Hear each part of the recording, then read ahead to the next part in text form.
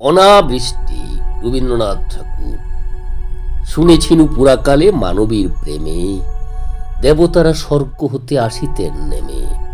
সেকালে গিয়েছে আজি এই বৃষ্টিহীন শুষ্ক নদী, দগ্ধ ক্ষেত্র বৈশাখের দিন।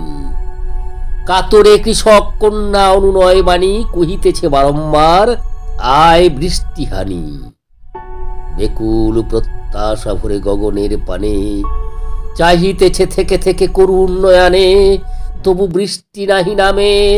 বাতাস বধির উড়ায় সকল মেঘ ছুটেছে অধীর, আকাশের সর্বরস রৌদ্র রসনায় দহন করিল সূর্য।